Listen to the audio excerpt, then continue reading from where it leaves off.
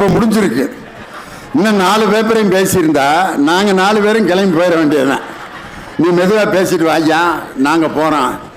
காரணம் பிரிய மனமில்லாமல் முடிக்கிறேன்னாரு. ஒரு பாட்டு ஒன்று பாடினார் பாருங்க, அதை எப்படி மயில் ஊட்டும் வழிகாட்டுமா மோனிகா பெல்லுஜி அப்படின்ற பாட்டு.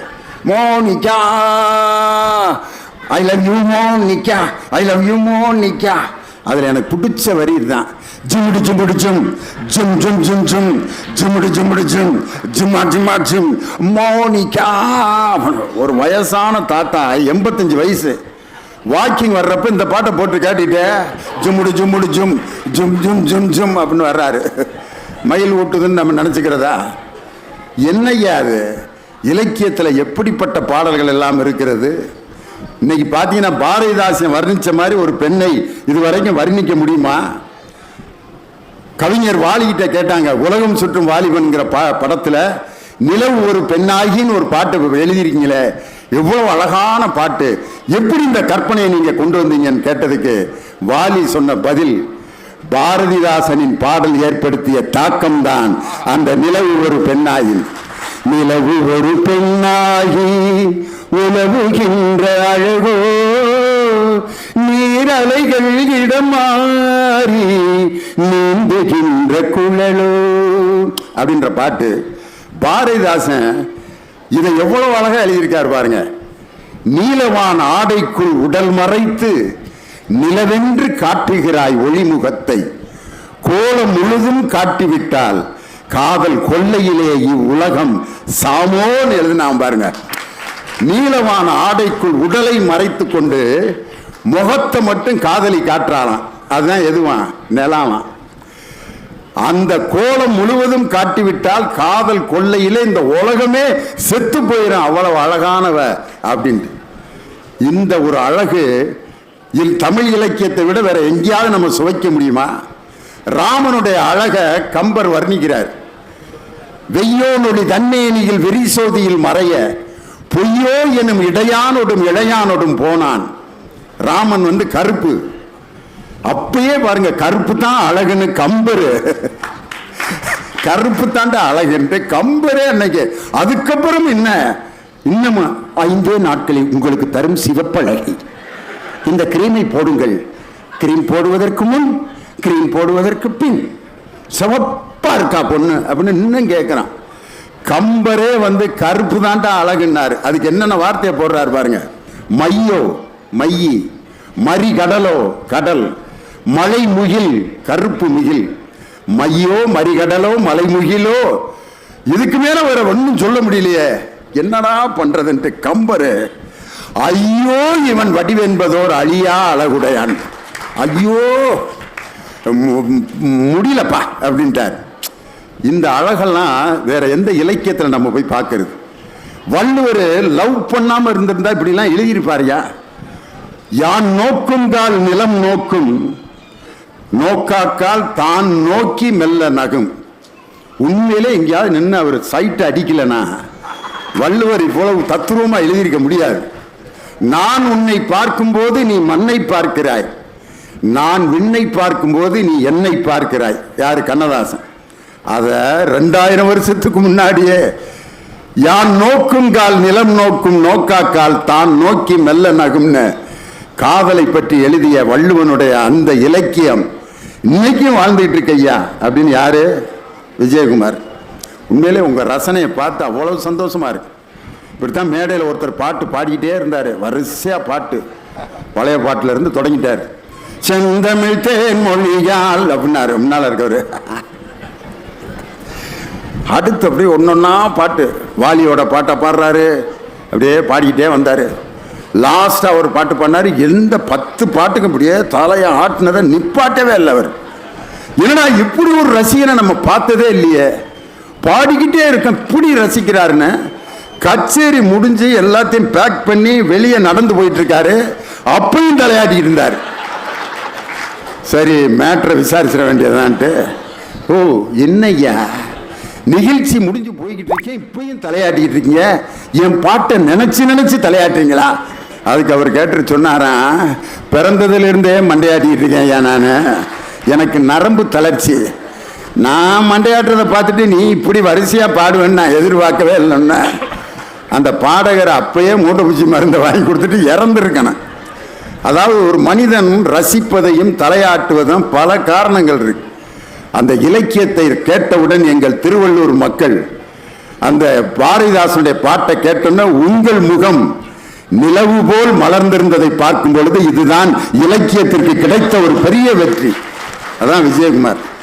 வாங்க திரைப்பட பாடல்களே, திரை இசையே என்று பேசுவதற்கு கடலூர் தனியவேலன் இசையோடு வருகிறார். உங்கள் முன்னால் பாடல் பாடி உங்கள் கைதட்டுகளை பெற கடலூர் தனியவேலன் வாங்க.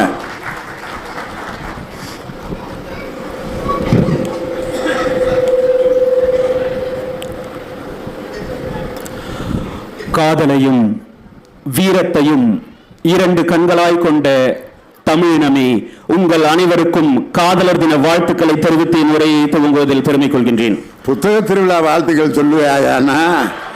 பூரா லவ்வாவே மாறிட்டீங்களா எல்லாரும் சேர்ந்து? வயசுக்கு தகுந்த மாதிரி வாழ்த்துக்களை சொல்லி பழகிறோம் நடுவர் அவர்களே.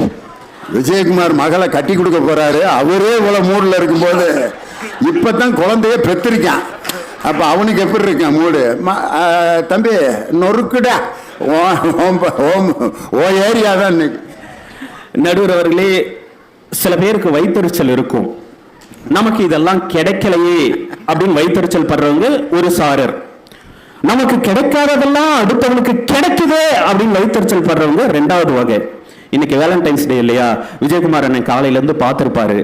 பார்த்துட்டு இருந்த அந்த வைத்தறிச்சலை பூரா இன்னைக்கு மேடையில வந்து கொட்டிட்டு இருக்காரு. அதுவும் தமிழ் சினிமாவில் வந்த பாடல்களை எல்லாத்தையும் கொண்டு வந்து இலக்கியத்துல மாத்தி வச்சுட்டு, எங்க இலக்கியத்துல ஒரு கவிஞன் எப்படி சொன்னார் தெரியுமா, எங்க பாட்டுல சொன்னோம், அதை மாத்தி உங்க கவிதையில நீங்க ஏமாத்துறீங்க அப்படிங்கிறது தான் எங்களுடைய வாதம். வயிற்றுக்கும் தொண்டைக்கும் உருவம் இல்லாத ஒரு உருண்டை உருளுகிறது. ஓ, இது நம்ம எங்கேயோ கேட்டிருக்கோமே, எங்க கேட்டிருக்கேன் நான் உட்காந்து யோசிச்சுட்டு இருக்கேன். அப்புறம் தான் தெரியுது காதலன் படத்துல பிரபுதேவாவுக்கு எழுதுனது.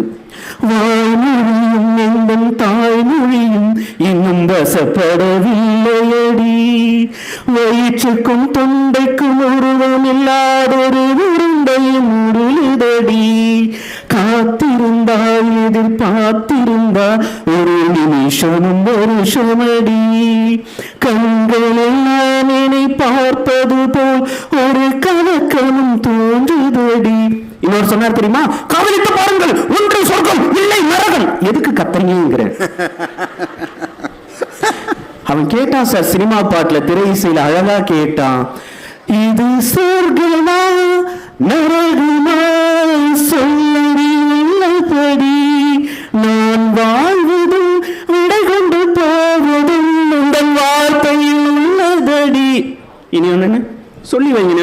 என்னவளே அடி என்னவளே, எந்த இதயத்தை தொலைத்து விட்டேன், எந்த இடம் அது தொலைந்த இடம், அந்த இடத்தையும் மறந்து விட்டேன், உங்கள் கால் கொலுசில் அது தொலைந்ததென்று உங்கள் காலடி தேடி வந்தேன், காதல் என்றால் பெரும் அவஸ்தை என்று உன்னை கண்டதும் கண்டு கொண்டேன், என் கழுத்து வரை இந்த காதல் வந்து இரு கண்வெளி பிதுங்கி நின்றே. போங்க ரெண்டு பேரும் கிளம்பி. கோகிலமேனி குரல் கொடுத்தால் உன்னை கும்பிட்டு கண்ணடித்தேன், கோபுரமே உன்னை சாய்த்து கொண்டு உந்தன் கூந்தலில் மீன் பிடித்தேன், விண்ணிலவே உன்னை தூங்க வைக்க உந்தன் விரலுக்கு சொடுக்கெடுத்தேன், வருட வரும் பூங்காற்றையெல்லாம் கொஞ்சம் வடிகட்டி அனுப்பி வைத்தேன். போதுமா? இப்பதான் நம்ம ஏரியாவுக்கு வரீங்க. யோசி பாருங்க, வருட வரும் பூங்காற்றை எல்லாம் கொஞ்சம் வடிகட்டி அனுப்பி வைப்பேன் தான். லவ்வர் அஃபெக்ட் ஆயிடக்கூடாதுன்னு ஏர் ஃபில்டர் போட்டு லவ் பண்ணிட்டு இருக்கோம் நாங்க பாட்டுல. சும்மா வந்துட்டு விஜயகுமாரனே, முதல்ல காதலிக்காக காத்திருந்திருக்கீங்களா நீங்க? சார் ஒரு நிமிஷம் காத்துட்டு இருப்பான் சார், ஒரு மணி நேரம் காத்துட்டு இருப்பா, ஒரு நாள் காத்துட்டு இருக்கலாம், ஒரு வாரம் காத்துட்டு இருக்கலாம், ஒரு வருஷம் கூட காத்துட்டு இருக்கலாம் சார். ஆனா காதலிக்காக காத்துட்டு இருக்கிறத எங்களுடைய திரை இசை கவிஞன் தான் சார் அழகா சொன்னா. இதுவரைக்கும் உங்க இலக்கியத்துல சொல்லாத வகையில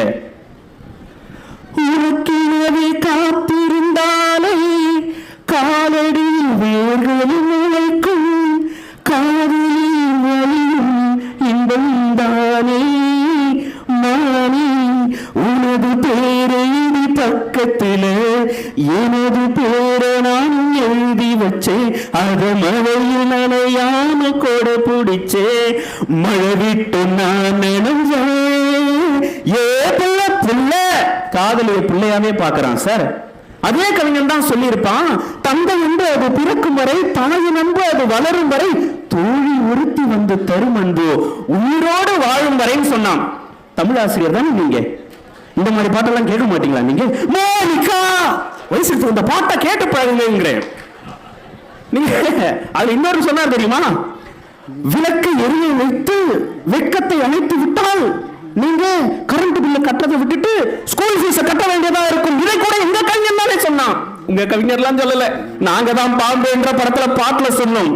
காட்டு முயலுக்கு பனி பிடிக்கும், கான குயிலுக்கு வெயில் பிடிக்கும், ஆணி வேருக்கு மண் பிடிக்கும், பெண்ணுக்கு பெண் பிடிக்கும், அரசன் மகளுக்கு வால் பிடிக்கும், அழுத குழந்தைக்கு பால் பிடிக்கும், புருஷன் ஜாமத்தில் கணக்கையிலே பொம்பளைக்கு கிளி பிடிக்கும். அந்த பாட்டுல தான் கடைசி வரி வரும். விளக்க அணைத்து விட்டு எப்படின்னு விளக்கை எரிய விட்டு வெட்கத்தை அணைத்து விடு அப்படின்னு சொன்னாங்க. நாங்க ஏதோ தாயை பத்தி தந்தையை பத்தி பாசமே இல்லாம வெறும் காதலை மட்டுமே கொண்டாடின திரை இசை பாடகர்கள் மாதிரி எங்களை அவ்வளவு குறை சொல்லிட்டு போயிட்டாரு. எங்களுடைய கவிஞர் தான் சார் எழுதினாரு. மன்னன் அப்படின்ற படத்துல தாயின் பாசத்தை, தாயை எவ்வளவு கொண்டாட வேண்டும் நாங்க தான் சொன்னோம். விஜயகுமாரனை கேட்டிருக்கீங்களா? ஐயப்பன் கோயிலே அதை தான் பாட்டா எழுதி கல்வெட்டுல செதுக்கி வச்சிருக்காங்களாம். பசுந்தங்கம் புது வெள்ளி மாணிக்கம் மணி வைரம் அவையாகும் ஒரு தாய்க்கு ஈடாகுமா? விலை மீது விலை வைத்து கேட்டாலும் கொடுத்தாலும் கடிதத்தில் தாயங்கள் கிடைக்காதம்மா. பொருளோடு புகழ் வேண்டும் மகனல்ல தாயே, உன்னருள் வேண்டும் எனக்கு அந்த வரம். போதுமே விஜயகுமாரனா, அம்மா என்று அழைக்காத உயிரில்லையேன்னு சொல்லி காலத்தை கடந்து நிற்கின்ற பாடல் எங்களுடைய திரை இசை பாடல். சிறைன்னு ஒரு படம் பார்த்திருக்கீங்களா நீங்க? லேட்டஸ்டா வந்துச்சு. நீலோத்தின்னா என்னன்னு தெரியுமா உங்களுக்கு? சார் நீலோத்தி அப்படின்னு ஒரு பாடல் சார், சத்தியமா சொல்றேன் சார், இது வரைக்கும் எத்தனையோ பாடல்களை கேட்டு அறியாமையினால ஒரு அசம்பாவிதம் நடந்து ஜெயில 5 வருஷமா விசாரணை கைதியா மட்டுமே இருக்கான் சார். அவனுக்கு தெரியல சார், அப்பீல் பண்ணணும் அப்படின்றதே தெரியல. அவன் காதலி 5 வருஷமா, ஆனா ஒவ்வொரு தடவையும் அவன் கோர்ட்டுக்கு வரும்போது வந்து பார்த்துட்டு போறா. கவிஞன் எழுதியிருக்கான் சார், எவ்வளவு அழகா எழுதியிருக்கான் தெரியுமா? நினைச்ச வாழ்க்கை வேணும் நெஞ்சம் கடந்து ஏங்குதே. அடுத்த வரிதான் சார் முக்கியம். அவன் எத்தனையோ சாமியை கும்பிட்டு இருக்கான் சார். காதலனும் காதலியும் எவ்வளவோ சாமியை கும்பிடுறாங்க. ஆனா ஒரு காவல்துறை அதிகாரி தான் சொல்றான், நீ போய் நீதிபதி ஐயா கிட்ட காலில் விழுந்துருங்க, பேசுங்க, பேசி உங்களை புரிய வைங்கன்னு சொல்றாங்க. அதை புரிய வச்சுட்டு வெளியில வந்தான் இல்லையா, அவனுக்காக அந்த கவிஞன் திரை இசையில எழுதியிருக்கான். படைச்ச சாமி கேட்காததையும் படிச்ச சாமி கேட்டதே அப்படின்னு எழுதினானே, இதை விட அழகா எழுத முடியுமா சார்? எல்லோரையும் போல நல்லாரு போனாலே நீதி தரும் சரி வரும் நமக்குண்டு அழகிய எதிர்காலம். விஜயகுமாரனே, நீ முதல்ல லாந்தர்னா என்னன்னு தெரியுமா உங்களுக்கு? காதல்ல ஏங்கி தவிக்கிறதுக்கு பேரு லாந்தரே அப்படின்னு ஒரு வழக்கு மொழி இருக்கு. அதை கூட பாட்டுல சொன்னது நாங்க தான். நடுவர்களே, திரை இசை பாடல்கள் அப்படின்றது ரசிகர்களுக்கு புரியும், கேட்டவுடனே புரியும். உங்க இலக்கியம் புரியுமா? வந்ததுல இருந்து சிலப்பதிகாரம், நான்மணி கடிகை, 40 இனியவை 40 கார் 40 களவழி 40 அங்கிட்டு இருந்து 4 பசங்க தெரிச்சு ஓடி போயிட்டாங்க. பள்ளிக்கூடத்தை விட்டு புத்தகத்துக்காக தான் இங்கிட்ட வந்து பாடம் எடுக்கிறாரு. ஐயார குறுக்கம், அவுகார குறுக்கம், மகர குறுக்கம், ஆயுத குறுக்கம், ஒற்றளபடை, இன்னிசை அலபடை, ஆகாகா ஓகாகா. சார், வெயில் அப்படின்னு ஒரு படம் சார். சின்ன வயசுல அவங்க அப்பா கதாநாயகனை அடிச்சு துரத்திடுறாரு, வீட்டை விட்டு ஓடி போயிடுறான். ஒரு தியேட்டர்ல போயிட்டு வேலை செய்யறான். அந்த தியேட்டருக்கு எதிரில் ஹோட்டல் வச்சிருக்கிறவருடைய பொண்ணு அந்த கதாநாயகனை விரும்புது சார். ஊரை விட்டு ஓடி வந்துட்டான் இல்லையா, அவன் காதலி கிட்ட சொல்றான் சார். அதை கவிஞன் எவ்வளவு நுட்பமா எழுதியிருக்கான் பாருங்க. ஊரை விட்டு எங்கேயோ